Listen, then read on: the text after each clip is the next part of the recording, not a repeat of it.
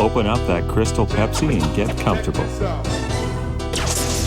This is Dope Nostalgia. Hey, everybody. Hey, it's Naomi here with Dope Nostalgia, episode 64. And my very special guest today is a lady I've wanted to talk to for a very long time because she had one huge solo album back in the early 90s that I was spinning constantly. Absolutely loved it. She had a couple big radio hits, one called Piece of My Heart and the other Hold You Tight. Fantastic record, lots of great tunes, and it deserves a revival. And I can't wait to hear her make more music again. Everyone, I want to welcome to the show Tara Kemp. She shared a very enlightening and wonderful and inspiring conversation. Such a great lady. So much good to say about Tara. She'll be on the show shortly. And I want to invite you once again to call that hotline number that we have. We actually have a hotline, and I haven't gotten any voicemails yet. I'm like, what's going on? I want to hear from you guys, and I want to share what you have to say right here on the show. You can give us a call at 780-851-8785. Leave us a message and tell us what you love about the show, what you want to see on the show, what sucks. Just let me know. Give us a call. And we'll definitely take up your suggestions. And if you want, let us know if you want to be on the show as well, and we'll play your recording. How's that sound? I want to take a moment to thank our brand new Patreon, Kelly, from NoMoreGamesRadio.com. Check them out.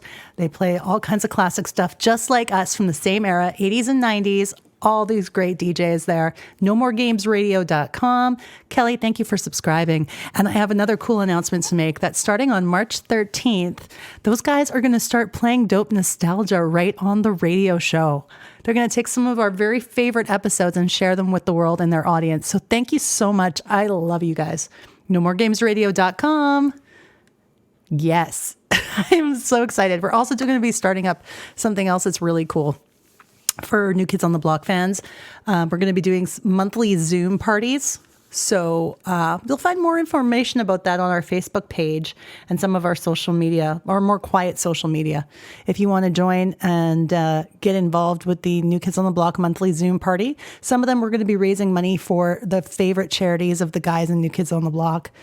We're just going to take that opportunity and run with it to do something good for charity and have some fun at the same time. So that's something great to look forward to. Okay, here's a little bit of information on today's guest, Tara Kemp. Wikipedia moment. Tara Kemp is an American singer who was signed to the Giant Records label. She is best known for her two top 10 1991 singles, Hold You Tight and Piece of My Heart. Hold You Tight achieved RIAA Gold status and reached number 3 on the Billboard Hot 100.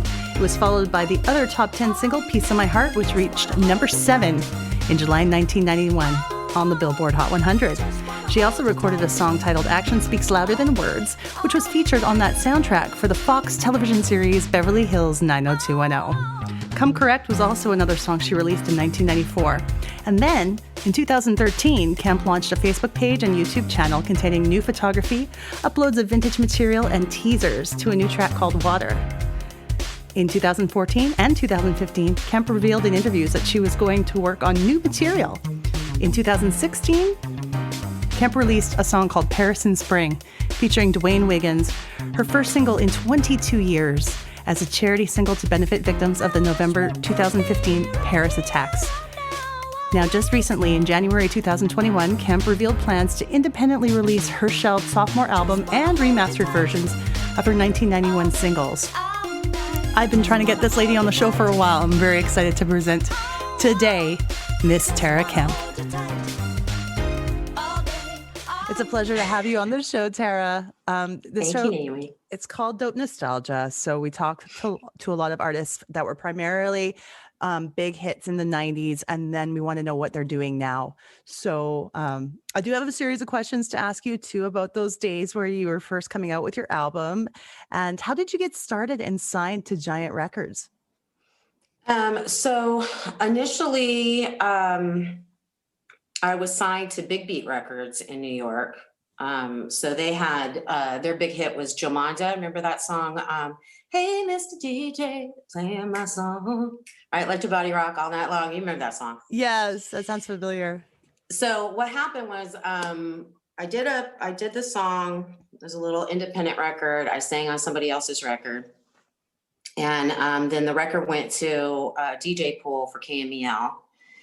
And it made its way to Hosh Gorelli, who is the music director for KMEL. And he played it on his show, Pick to Click. And it got an overwhelmingly positive response. And so then he started calling his friends at labels and stuff like that. And that's how we ended up with Craig Kalman at Big Beat Records in New York for the single. And then the single was leaked out, and we ended up being in a bidding war between Atlantic Records and Giant Records. We ended up on Giant, and then Craig and Craig Kalman and Big Beat Records signed to Atlantic. And so Craig Kalman retained the rights to Hold You Tight, which was the single. So he worked that 12-inch.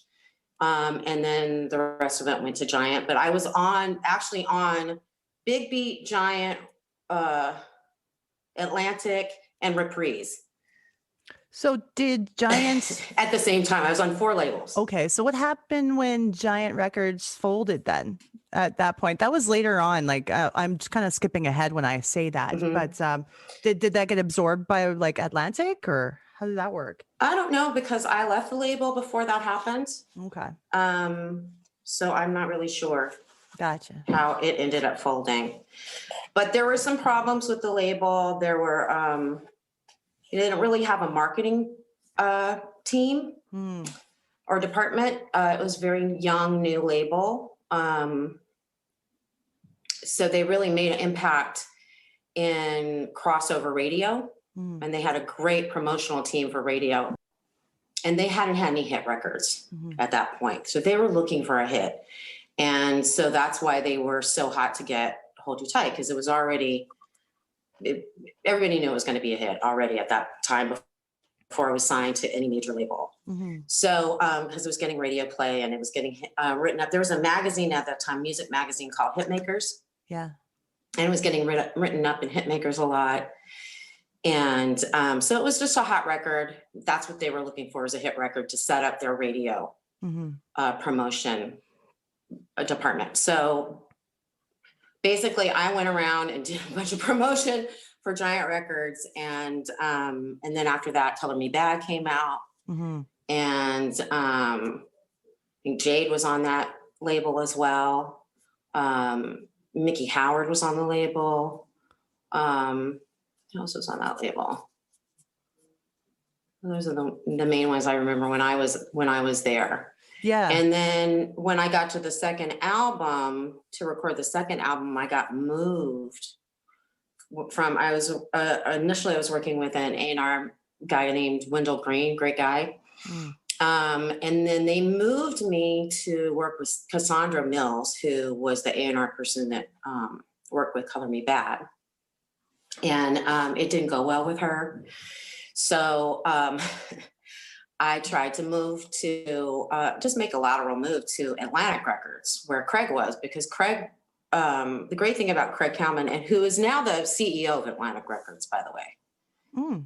But the cool thing about Craig is that Craig was a DJ, really great DJ, and a real music aficionado. He had a huge record collection in his place. And I think it's probably 10 times bigger now. Yeah. But he really understood music. He knew what was happening, what was up and coming in music. And so I really I had always wanted to stay with Craig from the beginning. I didn't really want to go to Giant. I wanted to stay with Craig and go to Atlantic with him. But the other people that were involved in my contract, I was signed to a production company. And one of the team members of the production company, his uncle was Howard Weitzman, who's a really big not really music industry attorney. He's entertainment attorney, but he also is a criminal defense attorney. He's famous for the DeLorean case. He was also O.J. Simpson's original attorney. Oh, wow. Yeah. So he was really good friends with I'm sorry, really good friends with Irving Azoff. Mm. And sorry, wait a second. I have here at my eye. Howard Weissman was good friends with Irving Azoff and found out about this record and that his nephew was involved in it.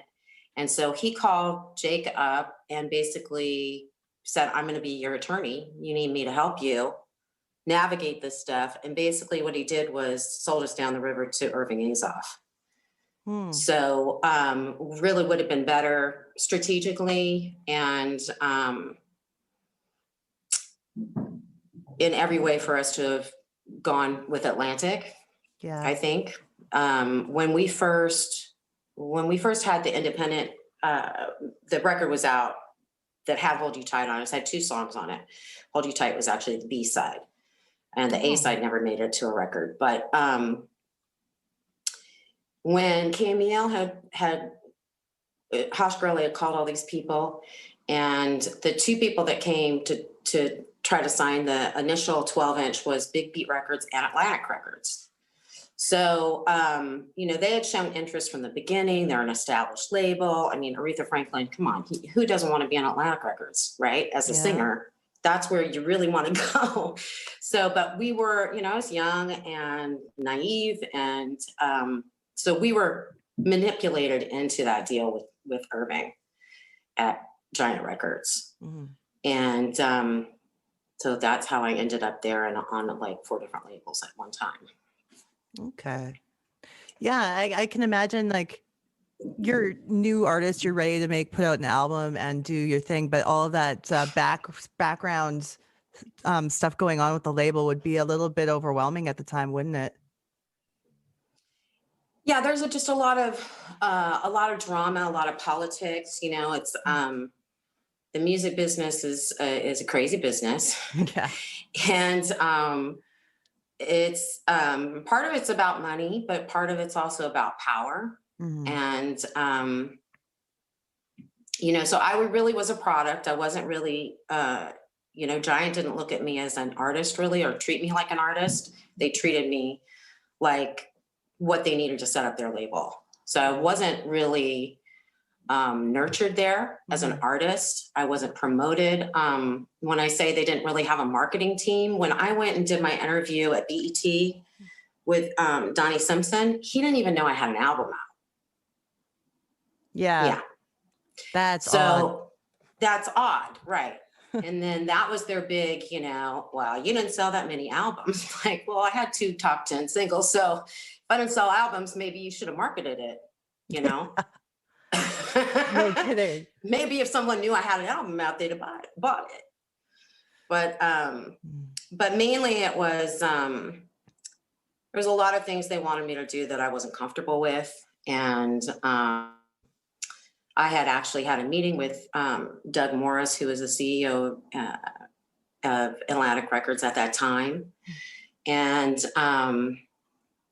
it was like probably the best music industry meeting I'd ever had. He was the most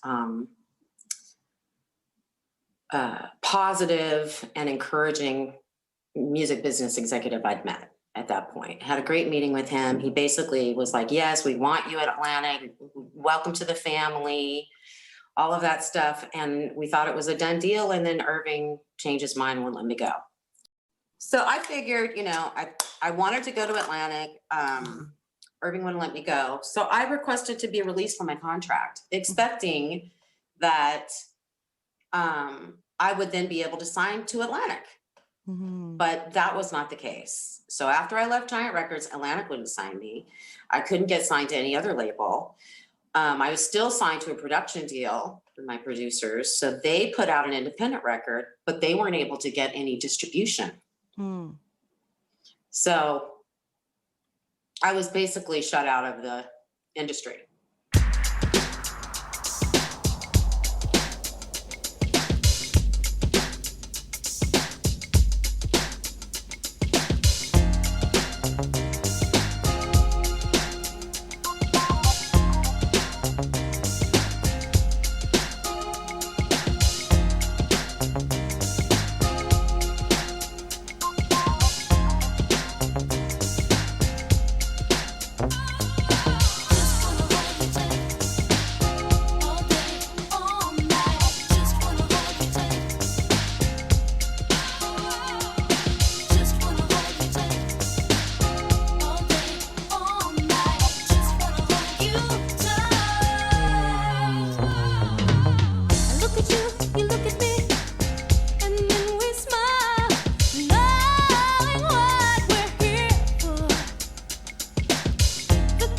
you give makes me want you more and more.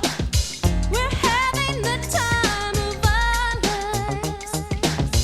And when you say that I will always be the one, someone right for your dreams tonight. I wish we could be right here, right now, always touching and loving you so right. Just wanna hold you tight. Do you still have a bunch of music that's like there that you can eventually release, or like is it Have a still being lot of held? music. Is it still being held, or like do you have No, the no. ability I to do have that all now? my music. I actually have a bunch of session recordings from that era for my second album, all the demos. So, which I am planning to release next year, is my 30th anniversary Okay. for Hold You Tight and Piece of My Fantastic. Heart. So I am actually re-recording those two songs, remastering them. So I'll be putting out a special edition for my 30th anniversary. And I'm also planning to put out the my demos from the second album. Wonderful. So it's all, they're not perfect. They're not like finished product, Mhm. but for the fans that are there, and I have really great fans that have stuck by me for 30 years. Yes. With basically getting nothing from me. So anyway, I want to give back to them and let them they've all been requesting new music. So the first thing I'll be doing is dropping this and the old vintage material. But I've been making music all the time. Just because I left the business doesn't mean I left music. Music is part of me. So Exactly. I write all the time. I work with other musicians all the time. I've been on other people's records. I put out a couple of records myself. But yeah, I have a lot of music to put out. I just haven't been in a position to be able to do it until now. Good. I'm glad that this is happening. It's going to be so exciting It's to hear gonna it. finally happen. I can't even believe it myself. When I remember buying your album, just being so excited about it because I liked every track. Like I didn't feel like it was an album Wow. that had filler on it. And I would say that like, Thank you. my favorite track would have been The Way You Make Me Feel. Oh, cool. I really like that one. It had like a So rockier that's- edge to it.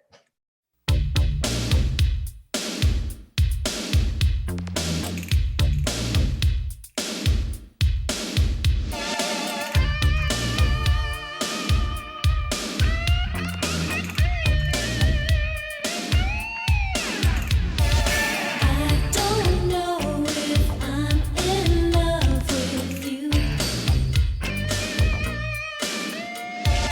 I don't know if I'm in love with you.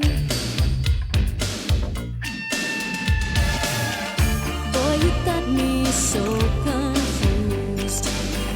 Tell me which boy should I choose? Run away or stay right here with you. You say I'm not that kind of guy, but sometimes you don't even try. So something tells me something else is true. I don't know if I'm in love with you, but I'm in love with the way you make me feel. I don't know if I'm in love with you, but I'm in love with the way you make me feel. I love that song too. So that track, I have a really cool story to tell you about that track. So The Way You Make Me Feel was written by a friend of mine, Jennifer Jones, who's now in Nashville and has a band called The Willies, if y'all are interested. But she got those tracks from Tone Capone. Do you know who Tone Capone is? No. I got 5 on it. You know that song, I Got Five on yes, it? That's Tom yes. Capone. Got Okay, it. he's the producer for that. So he actually wrote the original tracks for that song. So indirectly, he was kind of a part of that record, which was cool. Tone and I didn't know each other at that time, but we were part of kind of the same circle of people. Like we knew a lot of the same people and everything. But we recently, I worked with him on a Scarface record, and so we got to meet and connect, and so it was really cool. It was like, you're my long lost cousin I never met before. You know what I mean?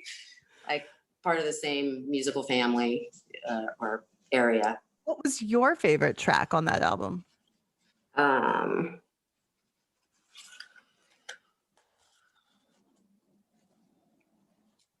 I think I liked The Way You Make Me Feel too. I liked Monday Love. Monday Love was a really fun one. That would have been fun to release. I don't know. I like the whole idea for me with doing the album is that I didn't want it to, even though the first two singles sounded very similar to each other, I didn't want the rest of the album to sound like the same song over and over again. No. I wanted it to have listen, like as if you were listening to the radio. You're getting a little bit of variety, still all like kind of R&B dance vibe, but mix it up a little bit so it wasn't monotonous. Because it's one of the things that I don't like if I'm listening to an album, if it just like sounds like the same after the same after the same. I get bored, Right. you know.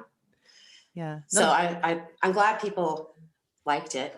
Oh yeah. So that one seemed to have like more, I think there was more guitar in it or something. Like there was something that was a little edgier about that tune. I really was drawn to.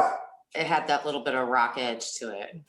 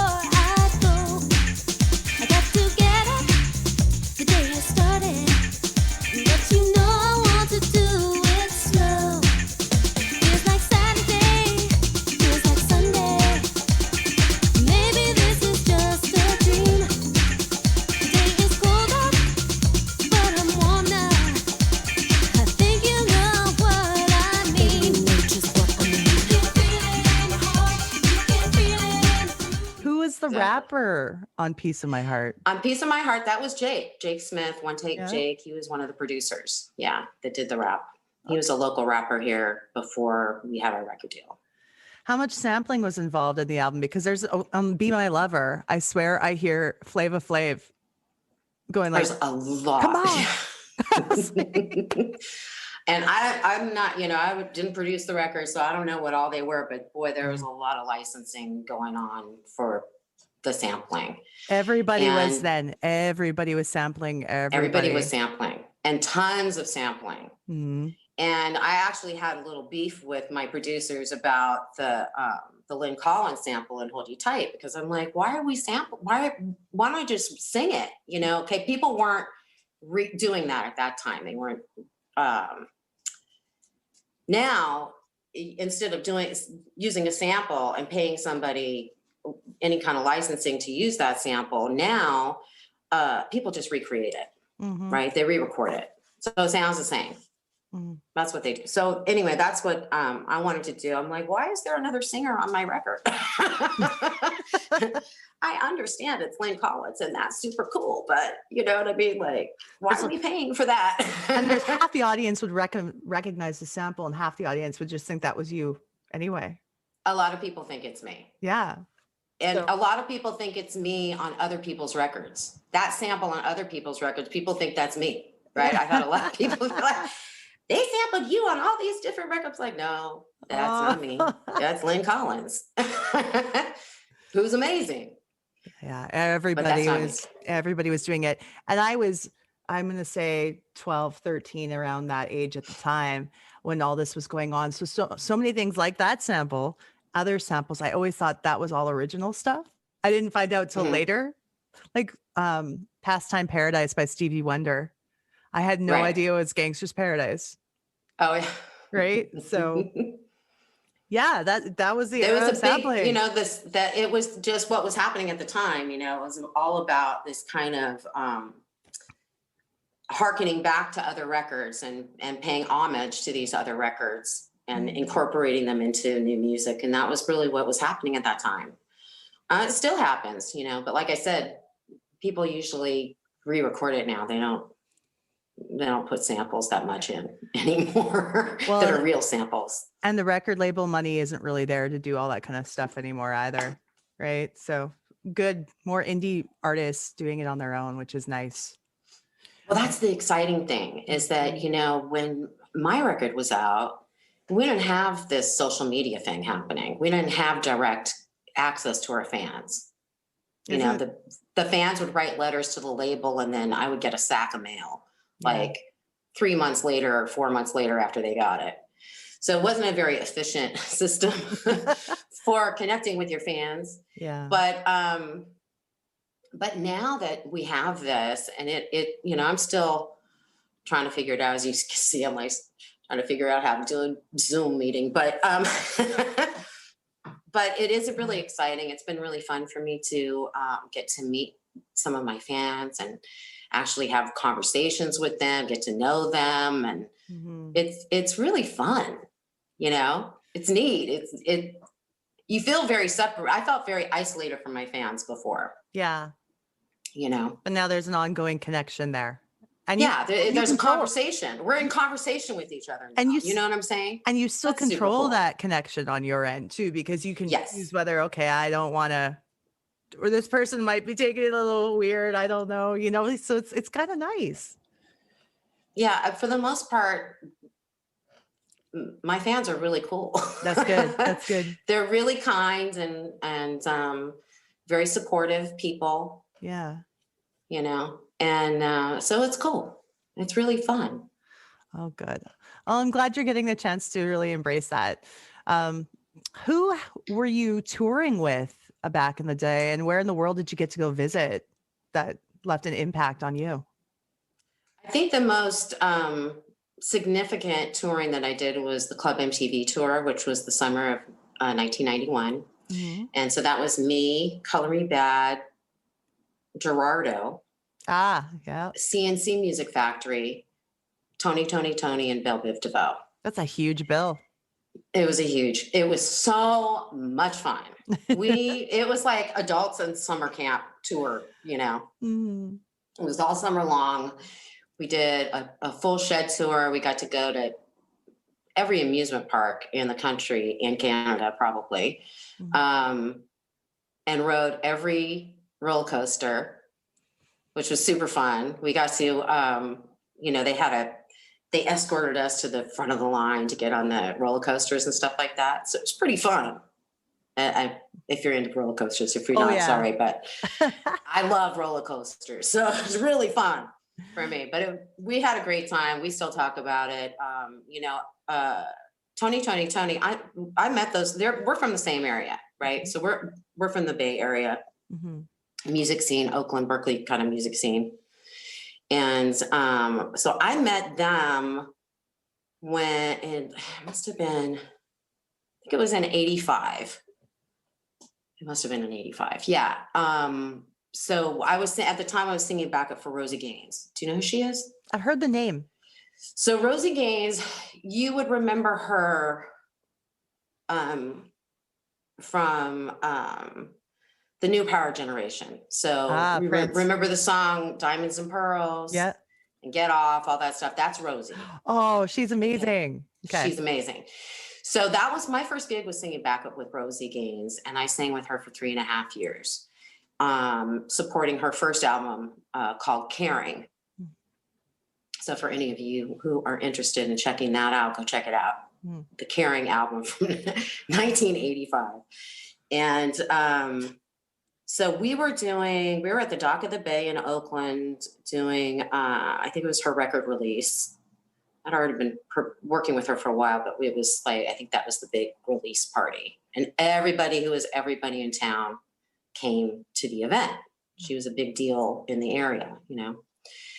So like Narda Michael Walden was there. I met Randy Jackson at that event, and his wife Liz. I met Dwayne and Raphael and Tim from Tony. That was my first time meeting them. A bunch of other people in the business here locally from here. So, and I met Don Cornelius, who was, remember Soul Train, Don Cornelius? Yes. He was Rosie's manager at the time. Wow. So it was very interesting introduction. But anyway, so I knew them before their record came out. So their record came out shortly after that event and became a big hit. Hey Little Walter, right? That was the first one. So getting to go into, and we saw each other a lot when you're working a record and you have a hit record, everybody else that has hit records are also touring and promoting. So there's tons of shows going on. Radio stations are throwing shows. There's all kinds of events. And so you come in contact with the same people over and over and over, right? Yep. I did a lot of gigs with Father MC. I did gigs with Kathy Dennis. I did gigs with Marky Mark. That'd be a cool pairing, Kathy Dennis. Hey? Yeah. I think Rick Astley, I did a gig with him. I did a gig with Huey Lewis and the News, which was cool.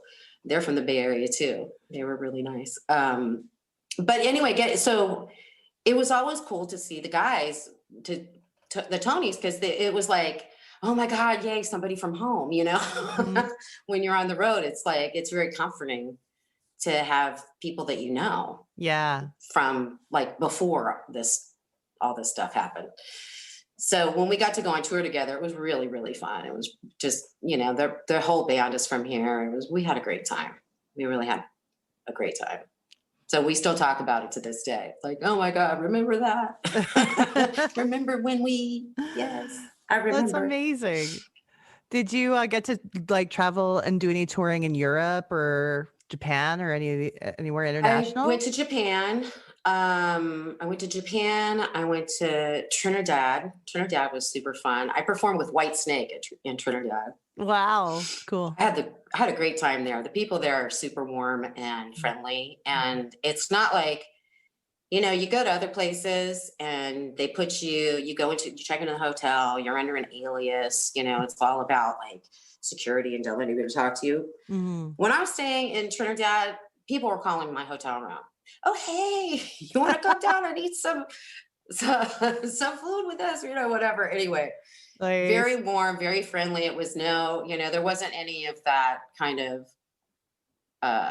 separation, you know, between, oh, you're a celebrity and we're, you know, it was all just very inclusive and welcoming. And so that was super fun.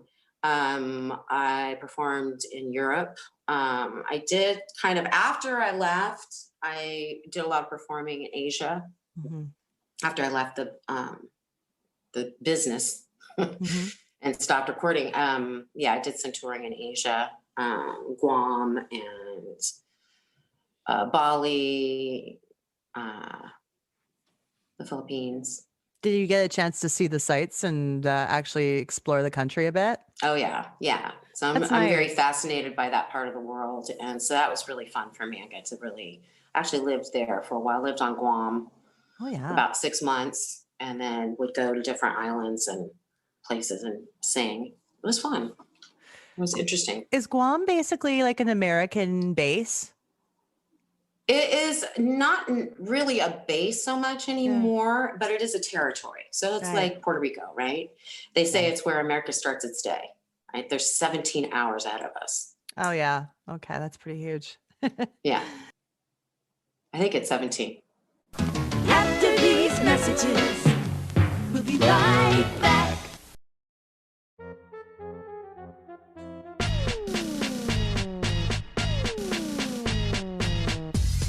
podcasting is so much fun, but it's kind of expensive too. We got to pay for stuff like licensing fees, hosting fees, long distance phone calls, etc., etc. You get the drill? Okay. Well, we have a new thing called Patreon. Now, Dope Nostalgia has a Patreon account where you can subscribe to premium content. And what that means for you is for the very low starting price of $1 a month, you'll be able to get the podcast 2 days in advance of the regular release. Not only that, $3 a month, you get exclusive video content just for you guys to check out bonus stuff all the time that you don't get with the regular show. So check it out, patreon.com/dope nostalgia. Become a subscriber today and get all the good perks.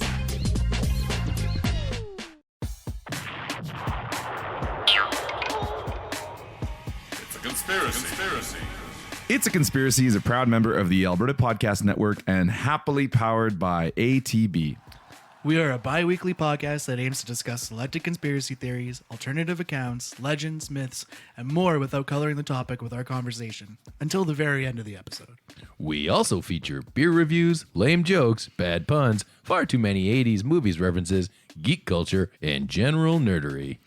Our real aim is for fun, inclusive content that doesn't take itself too seriously. You don't have to be blisteringly paranoid of mind control to enjoy a chin wag with your old pals, Greg, Charlie, Andrew, the Irish Madman, and our podcast puppies, Kylo and Ren. It's a Conspiracy is a proud member of the Alberta Podcast Network powered by ATB.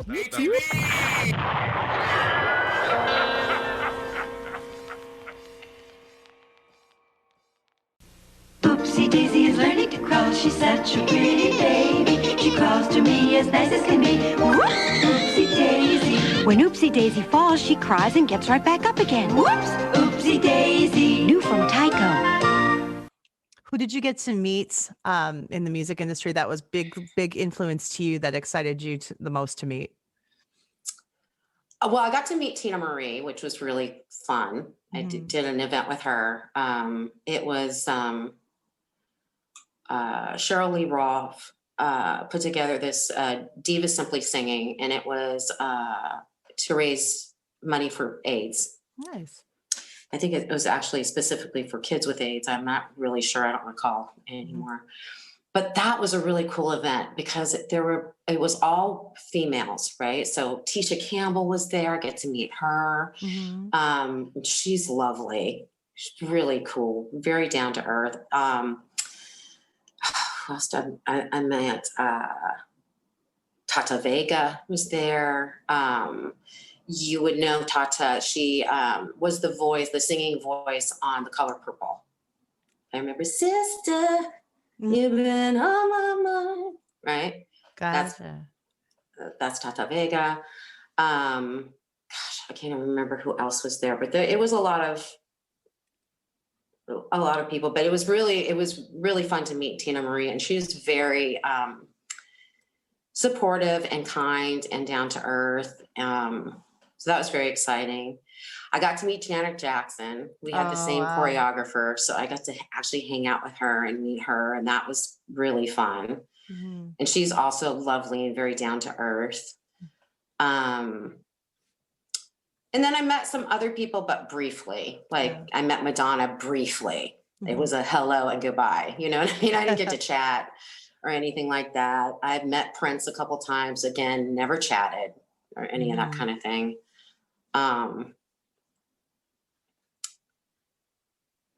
But yeah, I mean, it was interesting. I met Mariah Carey. Yeah. She was still new. She was new. That's right. She was new. And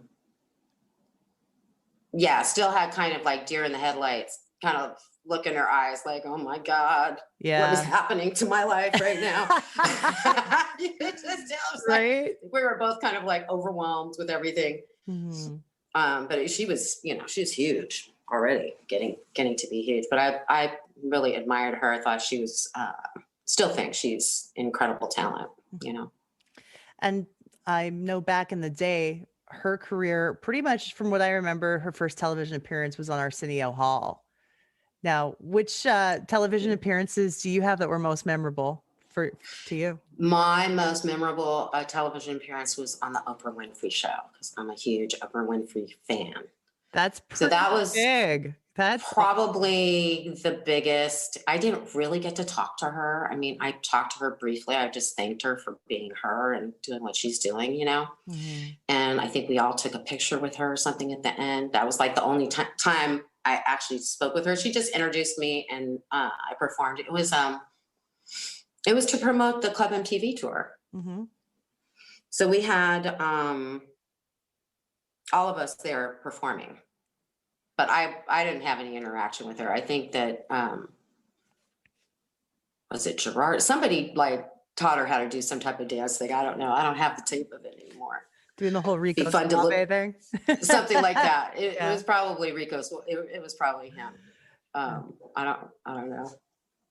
Now, tell us about the charity single Paris in Spring that came out. So Paris in Spring, I'll tell you a little bit about the history of Paris in Spring. So that is one of the songs that was from my second album that never came out.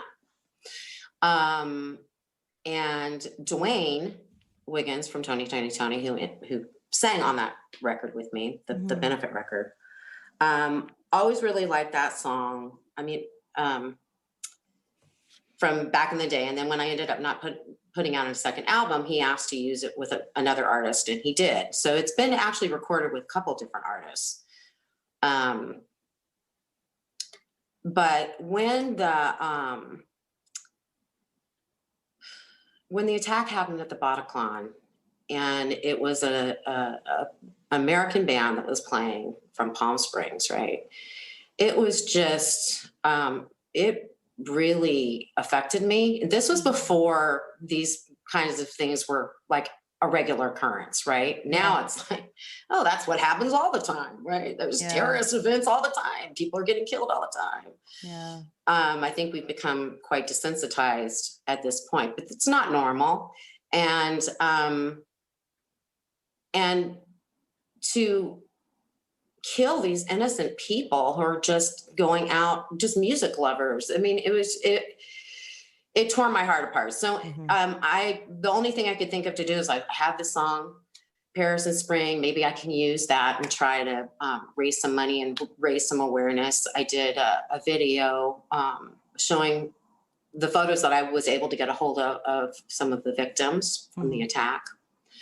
You can see just all these beautiful young people whose lives are just cut short, and all their families and loved ones who had to live without them from then on. I'm a pacifist. I don't believe in violence. So anything that I can do to stand up for victims of violence, that I would try to do that when I can.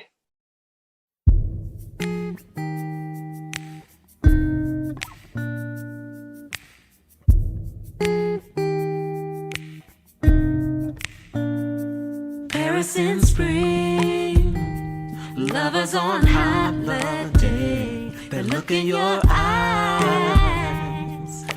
takes me away to Paris in spring. Seems like just yesterday, kisses by starlight, making love in the rain. Looking back through the windows of time to those days when our passion ran free, just still very clear in my mind. Romantic memories, hanging out at the sidewalk cafe, talking for hours on end. Time went too fast, it didn't last. Take me back again to Paris in spring, lovers on holiday.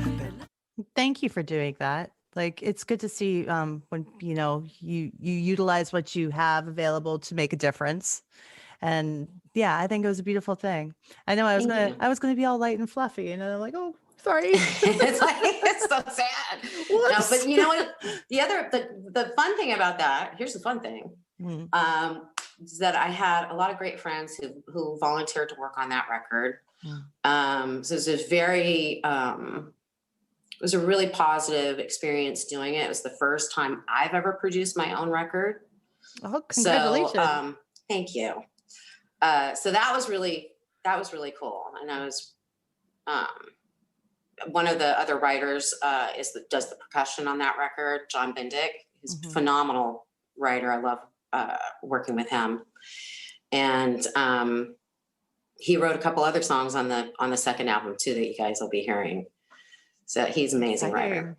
Yes. So he was on there, and Troy Lampkin is a bass player, and Jubu Smith and Dwayne played on the record. I can't wait to hear all the new music. So excited. Thank you. I'm excited. I hope it's well received. I really just want, for me, that it's kind of like closure. Like I want, as a musician, this is a hard thing about not releasing music, is as a musician, as a songwriter, this stuff just comes to you, right? The music just kind of comes to you. And then you kind of have this feeling of like, it's your job. Like these are messages that are coming to you, your job is to put out into the world, right? To share it with people. Mm-hmm. So that's the very frustrating thing about not being in a position to be able to put new music out, because you feel like you're falling down on your job. You know what I mean? It's like, it's like you're trying to release. It's like you're trying to release that it's like a therapeutic feeling writing and try to get that out into the world. But it's like, hey, I can't get it out there, right? Yeah, it's almost like being, tongue-tied. Yeah. And not being able to speak. So I'm excited. And I also want, I want to share with my fans what was happening at that time. The music that I was working on, that I was passionate about, that I wanted to come out. And, Giant wasn't feeling it. They didn't want me to do that. Cassandra wanted me to work with Howie T and make a new Jack Swing record, like Color Me Bad. And that was just not going to work for me. Mm-hmm. It's very hard work, the music business, working or being out on tour, and not so much the Club MTV tour where we had buses and we were going across, that. So when you're, on the tour, it's cool because you have buses and you have hotels, and it's, you can sleep on the bus, and it's not that hard. Mm-hmm. When you're doing promotional tours and going to radio stations and doing shows, you are in a different city every single day. Mm-hmm. The first thing you do, so you get up at like 4 a.m., get to the radio station, or get to the airport, get on a plane, go to your next city, get picked up by the people from the radio station that you're there promoting. And they take you to the station, you do drops, and you do an interview on the station. Then you go to lunch with those people. Then you go to the venue and you do sound check at the venue. Then you get to your hotel room and you get to rest, mm-hmm. and get yourself ready to go have dinner with the radio people, and then do a meet and greet and do a performance, and then hang out and go to bed, get 4 hours of sleep, and get on a plane and do the same thing the next day. It's a lot of work. It's hard. It's not like glamorous. It's a hard job. It's not an easy job. Yep. So it's not the kind of thing you want to do unless you really love it, love what you're doing, and love the music that you're doing, and feel good about everything that you're doing. So I wasn't willing to do music that I wasn't into. And I wasn't getting paid, I didn't get paid by the label. I got $15,000 advance money from the label. I never got another dime from them. Mm-hmm. That's not a lot. So no, that's not a lot. Mm-mm. And I worked hard. Yeah. So it doesn't give you a lot of incentive. Like, okay, I'm not going to pay you. You can't do the music you want to do. And we want to package you like a tramp. Selling sex instead of music. Sex and violence. Yeah. Cassandra Mills actually literally word for word. This was the breaking point for me with Giant Records. And actually I really liked Irving, and I really liked the radio team. They were all great. But Cassandra Mills said to me, to my face, I see you wearing a black lace teddy, carrying an Uzi, and acting like a black girl from the ghetto. Like, my dad's an orthodontist, right? Like, what do I know about pretending to be a black girl from the ghetto, and why? Why? Mm-hmm. Is that not insulting? Not to me, but I mean to my fans or to anybody. Like, why would you do that? It just seemed weird. And they knew that I was a pacifist. They knew that I didn't believe in promoting violence or guns and all that stuff. So yeah, that was weird. So yeah, that's a lot. It's a big ask to ask somebody to work for free and not do what they want to do. No kidding.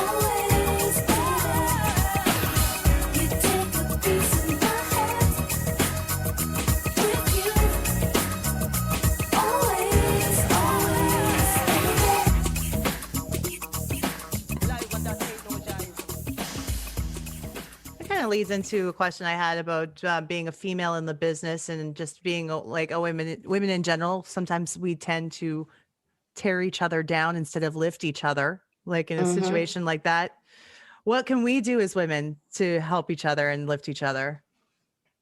Just do that. Help each other and lift each other, and not be trying to, The reason why men have been successful, that whole old boys network, that's real. They support each other. They give business to each other. They help each other out. Women tend to be in competition for the attention of men. Bingo. Rather than being supportive of each other to bring each other up in business together. And that's a problem. And when you have a woman like for instance, Cassandra Mills, very powerful. She was doing very well in the business. She'd had a lot of success with Cover Me Bad. And this woman, let me tell you, who said that to me, it was about 6 feet tall, blackberry skin, most beautiful Black woman I've probably ever seen in my life. Braids down to her ass, like stunning, beautiful, intelligent woman. Why would she come at me with that kind of thing? Wear a black lace teddy and carry an Uzi? Like, do you and think then that act like somebody? What? Like, does that seem like something that she would sincerely think, or that she was once again in the position where because the men will like this? I think that the whole agenda at that time was promoting this whole thug life kind of vibe, which was clearly not where I was coming from. I never got a thug life type of feeling from you or your music. No. Yeah. No. But they just, I think it was weird, nowadays, all different type of people sing R&B music, and it's widely accepted. But that was not the case in those days. So the only other white American female singer who had that kind of success on R&B radio prior to me was Tina Marie. We didn't have Christina Aguilera at that time. Yeah. And they didn't know what to do with me. They almost didn't put in fact, if you look at the picture on the album, you can see I'm like pretty much covered up. You can barely see my face. They weren't going to put my picture on the record at all. So they basically wanted to hide the fact that I was white, because prior to my record, okay, remember Jane Child? Yes. Remember Jane Child? Okay, remember that song? Who didn't Yeah. love that song? Mm-hmm. Right? Well, when it came to light that she was white, she was doing really well on urban radio, or we don't call it urban radio anymore. But at that time, it was called urban radio. Yeah. R&B radio. So she was doing it pretty well, and her video came out, and they saw that she was white, and suddenly she wasn't going anywhere on the R&B charts. She dropped off. So they were concerned about the fact that I was white and singing R&B music.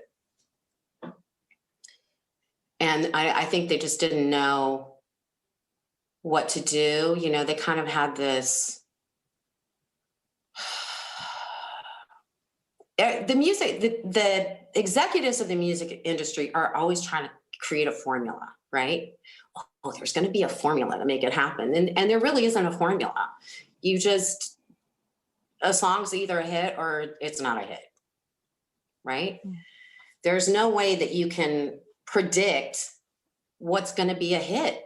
No, absolutely not. You can't. And you can't really manufacture it.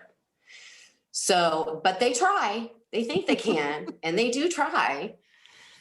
Do you think now it's easier to just have an artist be themselves finally? Well, I think that that's what's being promoted now. I think that now culturally, we are encouraging individuality, which is fantastic. How great is that, right? Mm-hmm. Everybody has uniqueness about them. That's the greatest thing about people, right?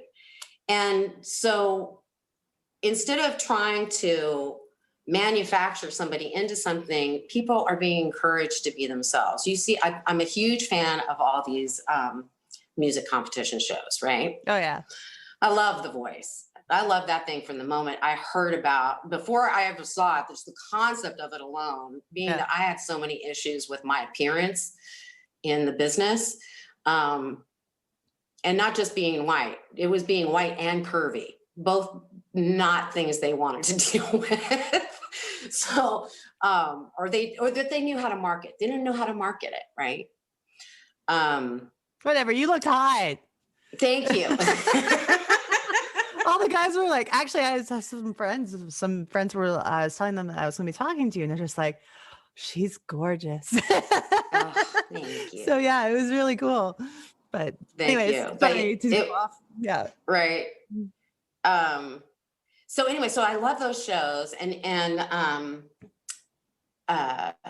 American Idol and all that stuff. And one of the things that's so great is that all of these people are really being encouraged to be themselves. And everybody has unique qualities to their voice, to the way they approach music.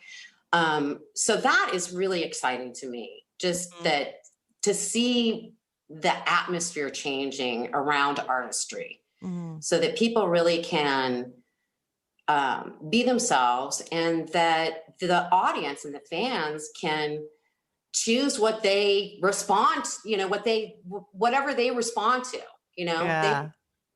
and mostly I think people respond to authenticity. I think so. You can spot a fake a mile away. Look at, for instance, someone like Ed Sheeran, who has a very average look about him, and he's just absolutely fantastic artist. What right? an amazing talent. Oh, Lord. Like, I don't know. His writing, his singing, he's incredible. He's refreshing, and just like you said, it's someone who's authentic and actually talented and real. And it's nice to see that things have evolved to that point, I think. Well, I mean, the other thing about music, there's so many cool things about music. Obviously I love music, but music is like the great connector, right? It is the universal language. But the other cool thing about music is that when you are all like, if you're in a live situation and everybody is listening to that music and watching that performance, everybody is doing the same thing at the same time, right? We're all connected. And all feeling that vibration of whatever that music is giving you, So there's a connection feeling that you get in those live situations that you can't get anywhere else, right? That's one of the things that's so difficult right now with this pandemic and us not being able to commune with each other and connect in that way in a large group. There's something very healing about that feeling. Yeah. You know, that's why we like to go to clubs. That's why we like to go to concerts. It feels good. It's uplifting. You know, it feels good to be connected to other people. We want it. We crave it. And hear we the need roar of the crowd, the excitement, the adrenaline, and everything. Yeah. Yeah. We'll get it's there. good for us. We've got to get We there. will. We will get there. It's changing. It reminds me too. I mean, it's good. We always find a way to make it happen anyway. People do, you know.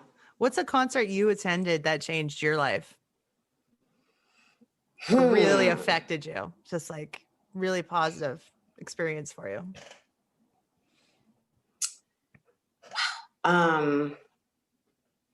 It's really hard to say. I've seen some pretty amazing performances. Wow.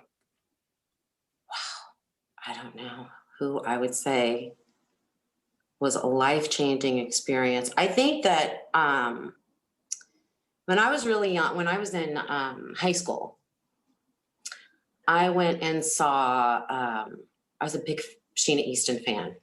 Nice. Okay. Yeah. So I went and saw her and she blew me away. She was incredible vocalist, great stage presence. And I think she was the first like diva that I saw perform, you know, solo female artist that I saw live. So that was impactful for me. Did it give you that drive that this is what you want to do? I knew I wanted to do it long before that. Yeah, I've been doing this since I was a kid. I started playing piano when I was like 4. Yeah. So I've been, you know, this has been a dream of mine my whole life. I started going to acting school when I was 9. I mean, it was my lifelong dream. Well, I've just been so happy to have this chat with you today. I'm thankful for that you connected with me, that we got to get into contact and make this happen. So I'm glad we were able to finally make it happen too. I really appreciate your time today. And before we wrap things up, I just wanted to make sure that we plug, I'll be putting all the links out where people can find your music and what's coming up. I'll be playing some clips in the show too. Did you have anything else you want to let everybody know about the music that's coming out, like the timeline and everything like that? We should be getting the remastered single should be coming out in the first quarter. Probably the vintage material probably be coming out in the first quarter. But I have a bunch of different things up my sleeve and we'll see kind of how it pans out. I'm not quite sure what's going to come out or how I'm going to be putting everything out. So that's still a little bit up in the air. Okay. Because I'm not sure I'm going to be putting everything out as for sale. I may be putting some stuff out for free. Nice. So stay tuned, you know, please join my Instagram and, or if you're a Facebook person, join my Facebook page and stay connected. And I will be letting everyone know what's happening and when, and giving you some little teasers along the way too. Here's the links to find everything Tara Kemp's doing with her new music. You can check out her Twitter page at TaraKemp_TK. Tara Kemp is TARAKEMP. Also her Instagram, Tara Kemp Original, all one word. And her Facebook official page is at Tara Kemp Official on Facebook. Thank you again, Tara, for being on the show. Make sure you stop by her Facebook official page and Instagram. Give her a follow and show her some love. She's fantastic.